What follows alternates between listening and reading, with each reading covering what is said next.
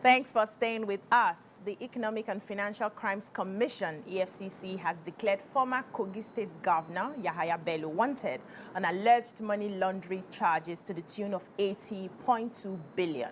The anti-graft agency is appealing to the society for any information about his whereabouts to report to the nearest police station or the commission. What are your thoughts on this? You can join the conversation and call us on 081-076-41679 and 0902-416-3440. You can tweet to us at TVC Connect using the Your View hashtag on TVC.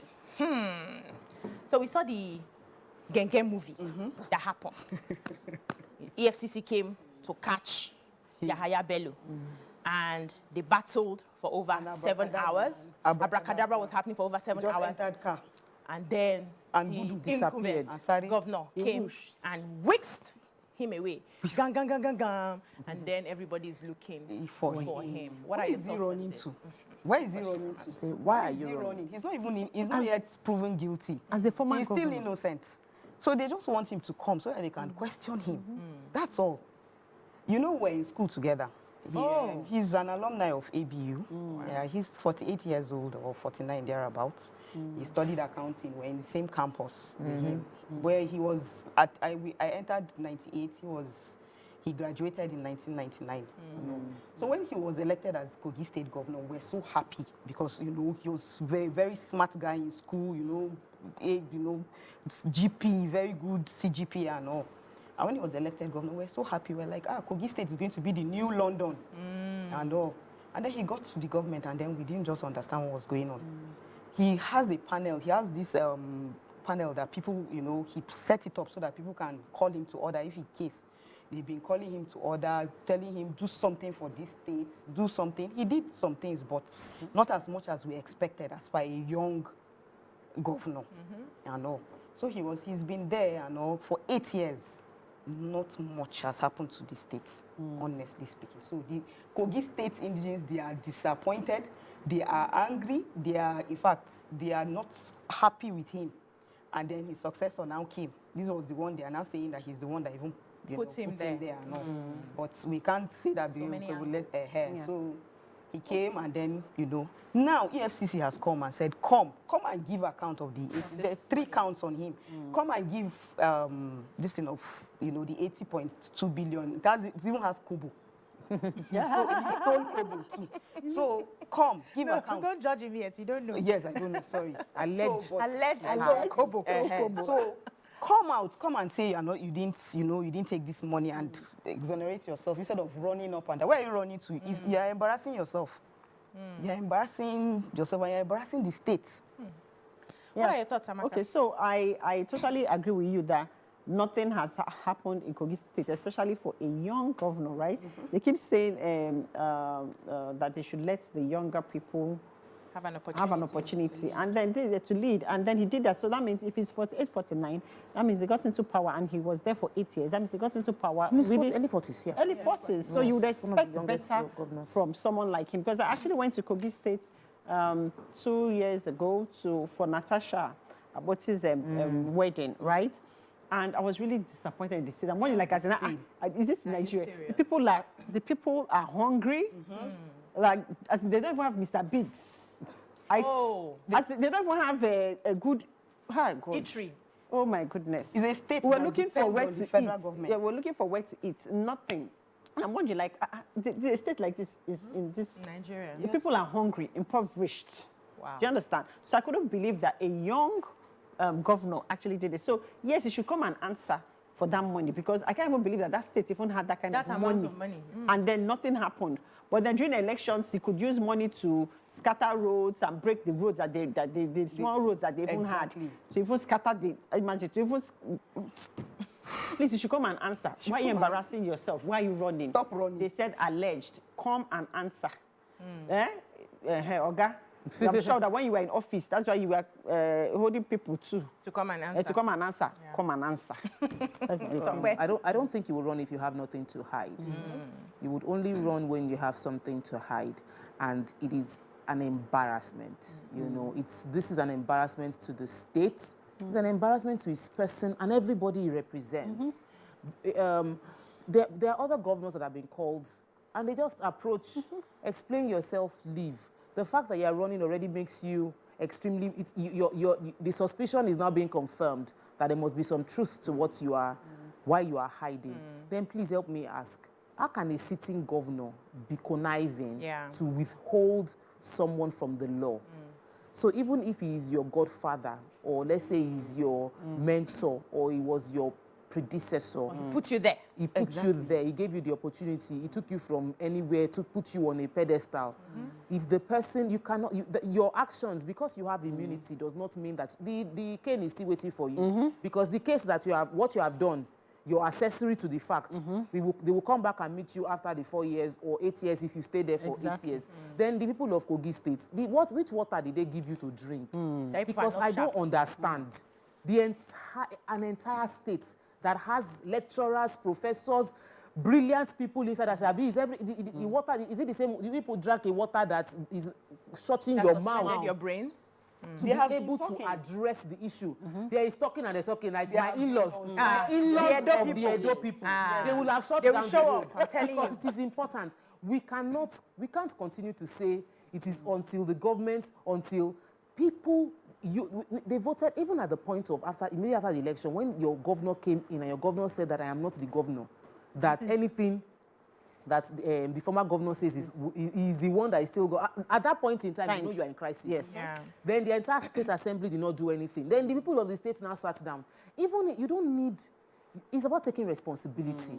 Somebody needs to take responsibility for the growth of Kogi State. If the leadership are not doing what they are meant to do, then the people will say, we want a better structure in our state. That is, as in like, this is different from Yahaya Bello. Yahaya Bello's conversation is about him facing the law. It's about him not running, not playing this funny chess game that did not put a picture of him wanted. There are plenty of controversies around him. Plenty. So let's take this call. We have Ibrahim from Kaduna on the line. Good morning, Ibrahim. Abdurrahim. Okay, all right. Sorry about that. Good morning. Good morning. So I want to speak on the issue of former governor of Kogi State. Hello? We can hear you. You're live. Go ahead. Yes. Based on the issue on ground, as far as I'm concerned, I will like the governor to just come out, be his excellence that he used to be, and be honorable enough to present himself at the EFCC. Why is he running to? If they invite you to EFCC, it's not the end of the road. That is not the end of the case. Present yourself, and to start running like a criminal already. Running away from the EFCC, from being presented at the EFCC, is as if he's assuming to be even guilty of the alleged allegations. So let him come out. And the incumbent governor, too, to stay away from the incident so that he can stay clear of whatever they want to investigate him about. So that is just my own submission on this issue. Let him come out instead of embarrassing himself or hiding and disgracing himself. Thank you very much, Abdurrahim. I like what he said. If you're not guilty, you won't have any cause to be running. And this brings my mind back to the issue of loyalty in politics. You know, sometimes when some of these governors are about to leave and we see that they want to handpick the next person. Now, I'm seeing the reason that they want to do that. So that if anything happens, the next person who becomes the incumbent will be there to sort of protect them. But I'm asking, is there anything in the Constitution, I don't know if we're going to get, maybe like on Monday, we'll get someone to help us dissect this matter, that would prevent the incumbent from playing this role that he just played? Because it's just so messy. And right now, he has immunity. I don't think he can be questioned. But what do you think about this particular role that he played before we even move into Yahaya Bello? So it's a personal choice and decision that he has made, right? And because he knows that he can't be prosecuted for it because he has immunity. But like she said...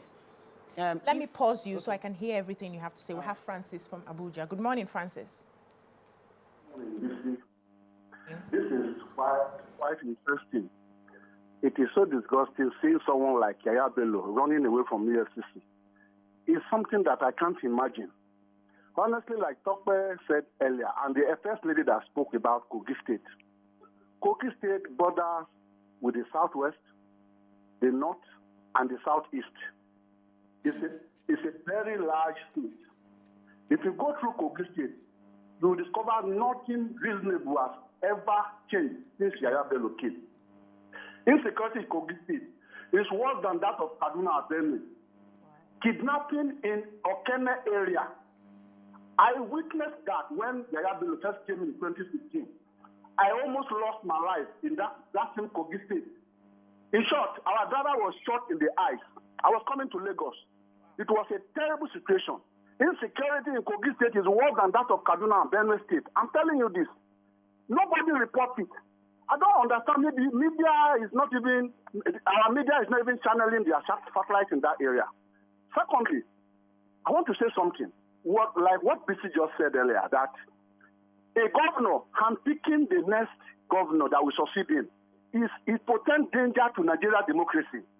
You can see what is happening in Rivers State and Kogi State presently. Why will a sitting governor who has immunity be protecting someone who has been accused by security agency? They are even looking for him. The governor went there to whisk him away. This is proposal and against the ethics of the reason why immunity was given to the governor. Kogi borders Abuja. If you are coming from Lokoja to Abuja, the road is an eyesore. The only road that I know so far passing through Abuja, passing through Kogi State, is Obajana Kaba Road and Obajana Lokoja Road. That road that was done with this cement, that is the only reasonable road in Kogi State. If you go through, you will discover that Yahaya Bello done nothing throughout his 8 years. He was just imagine what happened in 2019 when that lady was burnt in her house. That one of PDP lady who was burned in her house, and till today nothing happened. Yahaya Bello did that and just got free. That was why Jim Amelaya was very. Thank you. Yes, because let me deviate a bit about what he just said about the lady and about what you said that did they all drink one kind of water? Why they are not speaking up? So you have people like Honorable Natasha speaking up and fighting, and we can all see what happened to her during the last election. You know, it was bad. It was bad, and they nearly took her life for speaking out, right? But then she's just one person in the whole of Kogi State. Yeah. More people need to stand up, and they need to speak up and stand up to bad governance. Because, like you said, like I was answering you, right? That what will happen to the current governor that did that? Okay, so he made a personal decision and a choice to do that. But then, if Yahaya Bello is ever persecuted, right, for this for the crime. Mm-hmm. After 8 years now, he's not, I don't think he's going, after 8 years, not going to be governor for life now. They'll still come. He's an accessory to that crime. So he still has to come and answer. See what is happening with for obstruction of justice. See, because there's another governor, because he did not unpick the person that is in government now. Yeah. What happened how many years back? They are trying it, they are now bringing it up and investigating it. It means that you can, no matter how far you run, they say a lie can run for 20 years. It's just one day that the truth will catch up with it. So the present governor was his auditor when Yahaya Bello was the governor. It was Yahaya Bello's auditor. Yahaya Bello has killed the dreams of a lot of young politicians. Because now any young politician that comes out, everybody says, we don't want any young person. Look at example, Yahaya Bello, he's not doing anything in his state. We don't want any young person at all. Running, and they say he's a lion. They describe him as a lion. Now they're a lion now. Indaboski has decided to take off into the forest. Exactly. They say now he's no more a lion, he's now a cat. He's a cat or goat. Exactly. He should come out. All right, at this point, we'll take a short break. When we come back, we probably find solutions and wrap up on the conversation. Stay with us.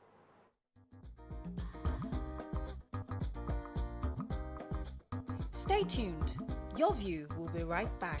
Thanks for staying with us. We'll be wrapping up on the Yahaya Bello issue right now. And it just seems like the incumbent governor and even the people, because we heard that the operatives, the police people who were protecting him also defended him from being picked up by the EFCC.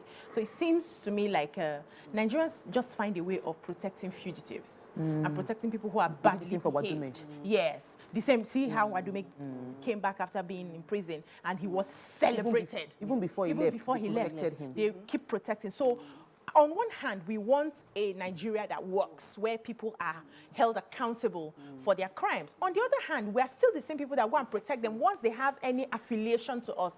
How do we end this in such a way that we are neutral? When you have committed a crime, you allow the law to take its course so that we can move forward as a nation. Or else we'll just be going round and round in circles. Okay, so for me, I think what I would say time now for us to be able to now start holding our governors accountable. Okay. All that every time, federal government, the president, it's time to start holding our governors accountable. Hold your governor accountable, hold your local government chairman accountable if you want your state to progress or move forward. So I like what's happening. I like the fact that Yahaya Bello, this will be like an example to all the other governors as well. That's if we finally catch him. But we have this call, Tony from Ibejuleke. Good morning, Tony. Good morning, ladies. Today I know that you ladies are very strong and very, very convincing. Now, look at the opinion you are setting in, which is very, very, very correct and in the right direction. But I don't think the other of your colleagues, they share all these things. They don't want Abuja to be captured to go and answer to his crimes. They don't want Bello to answer. I'm talking of the journalist hangout. Why do they differ from the realities of the country? I'm trying to understand. Are you making a comment on this? He's referring to our show today and probably connecting it with something they said on Journalist Hangout yesterday. Okay. I didn't but sadly, we did not watch, so we don't know. Oh, thank you. When you contribute, just deal with the one that we are talking about right now. I'm of the opinion that the way democracy is structured as the government of the people, by the people. And for the people. Obviously, the people of Kogi State are pleased and they have chosen the government that is serving them. It has served them since the state was created. It has served them to where they are now with the potential that Kogi State has, which is largely untapped. And they keep choosing leaders by themselves that do not have the time or the intention to put the growth they need within that state. It is the people that have decided, and the people would, when they wake up, it is their morning. They will choose how they want to go. Also, I want to talk about the weaponized poverty. When poverty is weaponized the way it is weaponized in Nigeria, it is when you have eaten and you're comfortable, you are not hungry. You will start looking at what the government is doing wrong. You will start saying that road, they did not do it well. You will start saying my neighbor stole street lights. When you are hungry, your focus is on things. You can't see anything because poverty has been so entrenched in majority of our non-developed states. Everybody they're just thinking, oh, let me farm, let me eat. I don't have time for governor. Wait till consign hospital. Let me just eat. So the poverty challenge, the democratic system that we have, that is just focused on, oh, this is what they chose by themselves. Why can't the federal government say, what is going on here? Because we had a president that was seemingly overbearing, like the former president, Obasanjo, who was going into states to say, so what's happening? What's going on? What's going on in the states? For us, our democracy is not that strong enough that we can entrust, Mariah says it all the time, that you can entrust people to just choose who they want to choose. There must be a level of influence because if people are not educated, they will make a choice. They will make from the choice given to them. But if you empower them, and as it is right now, it doesn't serve Kogi State for the people to be empowered. Because if they are, the more empowered they are, Natasha is making noise because Natasha went to school. Natasha is not hungry. If Natasha is hungry, she will not be making noise and shouting for and defending her people. So we need to get more people out of that poverty bracket so that people are no longer so hungry that give me the rice, I will vote for you. And I'll sell my future. And I will sell my future. Let's take this call. Olaide from Ibadan. Good morning, Olaide. Sorry, we lost that. Like she said, like she mentioned, right? Why should a sitting governor be harboring a fugitive? That should be that should be worrisome to everybody, especially the people of Kogi State. And then tomorrow again, when election comes, you go and vote in that type of governor that is harboring a fugitive. Now, Nasabio, and you said bad governance, nothing is happening. Now you have that choice. You should know better. And then, secondly, where you asked the question, he said that why did these things happen? It's happening because people, ojukokoro, longer truth. If your brother, sister, cousin is the governor, and then you don't follow, they chop the money, when they look for the person now, you will not want to point out that this person is inside here, or that person should go and answer for it, because you follow chop the money. Do you understand? They spread the thing. So that's the people. That's why they can have talks. They can have people harboring him, because you can't tell me that at least 50 or 100 people don't know this guy's whereabouts. Yeah, but then they are nobody has seen him. And they are not speaking up. Why are they not speaking up? Do you Let's understand? take this call. Muritala from Ikorodu. Good morning, Muritala. Morning. Please, my own contribution to this talk is that it's completely unfortunate that, you know, we've been talking about youth representation. This is what we're going to get from this so-called youth. So I like what one of your in the studio was talking about. See, this guy has destroyed it. It's unfortunate. Youth, you come in, 20-something years, 30 years, 40 years. So this is what we're facing. He has destroyed that mindset of you should be in governance. And in fact, I want to give this very big thank you to Mr. President. I'm talking about Bola Tinubu, but I'm one of his supporters. But I never thought, and I never believed that a man who was part of that government, who actually brought this government into play, can be tried like this. No, I mean, it's also for Mr. President, as well as Bola Tinubu. We need more of this. Thank you. So we know now that the youths have a responsibility to ensure that when they get hold of power, they are not doing the same things that they have condemned our elders for doing. They are setting a precedent. They are doing things differently. They are changing the world. We actually have more youths in the country, and we have been appealing and saying we need more representation of the youth so that things can be better. We cannot be seen to be doing the same things that we are condemning. That's one. Also, we need to find a way to strengthen our democracy. Maybe our constitution needs to be reviewed in such a way that people cannot just do things and get away with it. My question would be, he has been missing now, or he has escaped or whatever, and people are looking for him. I don't want to know. I don't want to believe that people have not seen him, where he's lodged, whether he has traveled or escaped from the country. I don't want to believe that he passed unnoticed, or did he dress like a woman and then escaped. But we need to do better as a nation, and I believe that we're going to keep following on the story. Hopefully next week something else will break about it. We'll have more details, and then we talk about it. But let's take a short break now. When we come back, we move on to yet another topic. Stay with us.